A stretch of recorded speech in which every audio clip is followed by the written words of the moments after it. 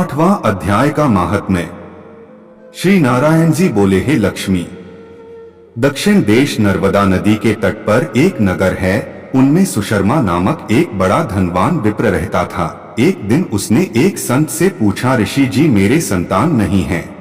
तब ऋषिश्वर ने कहा, तू अश्वमेघ यज्ञ कर, बकरा देवी को चढ़ा, देवी तुझको पुत्र देगी। तब उस ब्राह्मण ने यज्ञ करने को एक बकरा मोल लिया, उसको स्नान कर मेवा खिलाया। जब उसको मारने लगा तब बकरा कह कह शब्द करके हंसा।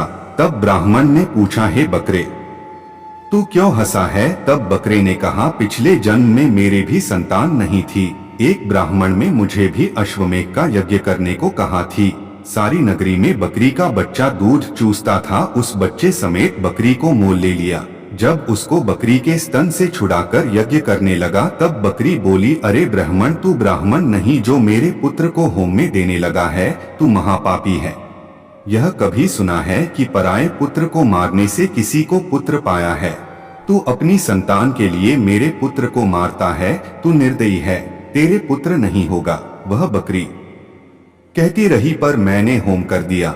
बकरी ने श्राप दिया कि तेरा गाला भी इसी तरह कटेगा। इतना कह बकरी तड़फ कर मर गई। कई दिन बीते, मेरा भी काल हुआ। यमदूत मारते मारते धर्मराज के पास ले गए। तब धर्मराज ने कहा, इसको नरक में दे दो, यह बड़ा पापी है।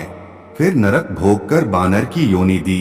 एक बाजीगर ने मोल ले लिया, यह मेरे गले में रज्जू डालकर द्वार द्वार सारा दिन मांगता फिरे, खाने को थोड़ा दिया करे। जब बानर की देह निकली तो कुत्ते की देह मिली। एक दिन मैंने किसी की रोटी चुराकर खाई, उसने ऐसी लाठी मारी कि पीठ टूट गई। उस दुहक से मेरे मृत्यु हो गई। फिर घोड़े की देह पाई, उस घोड़े को एक भटियारे ने मोल लिया, वह सारा दिन चलाया करे, खाने पीने को खबर ने ले। वे सांझ समय छोटी से रस्सी के साथ बांध छोड़े, ऐसा बांधे कि मैं मक्खी भी न उड़ा सकूं। एक दिन दो बालक एक कन्या मेरे ऊपर चढ़कर चलाने लगे, वहाँ कीचड़ अधिक थी, फंस गया।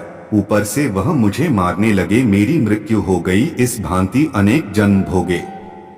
अब बकरे का जन्म पाया, मैंने जाना था जो इसने मुझे मोल लिया है, मैं सुख पाऊंगा, तू छुरी लेकर मारने लगा है।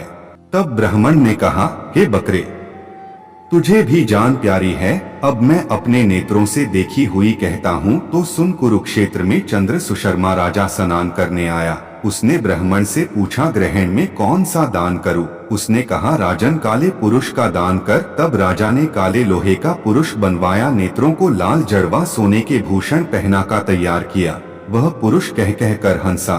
राजा डर गया और कहा कि कोई बड़ा अवगुण है जो लोहे का पुरुष हंसा। तब राजा ने बहुत दान किया, फिर हंसा। ब्राह्मण को कहा, हे ब्राह्मण, तू मुझे लेगा? तब ब्राह्मण ने कहा, मैंने तेरे सरीखे कई पचाए है। तब काले पुरुष ने कहा, तू मुझको वह कारण बता जिस कारण से तूने अनेक दान पाचय है। तब विप्र ने कहा, जो गुण मेरे में है सो मैं ही जानता हूँ। तब वह काला पुरुष कह कह कर फट गया।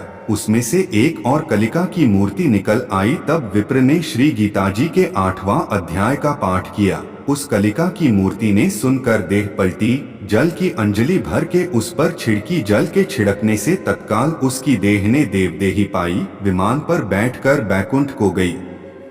तब उस राजा ने कहा, तुम्हारे में भी कोई ऐसा है जिसके शब्द से मैं भी अधम देह से मुक्ति पाऊं? तब उस विप्र ने कहा, मैं वेद पाठी हूँ। उस नगर में एक साधु भी गीता जी का पाठ किया करता था। अजाने उससे 8वां अध्याय का पाठ श्रवण किया और देह को मुक्ति प्राप्त हुई और कहता गया कि हे ब्राह्मण, तू भी गीता जी का पाठ किया कर, तुम्हारा भी कल्याण होगा। तब वह ब्राह्मण श्री गीता जी का पाठ करने लगा।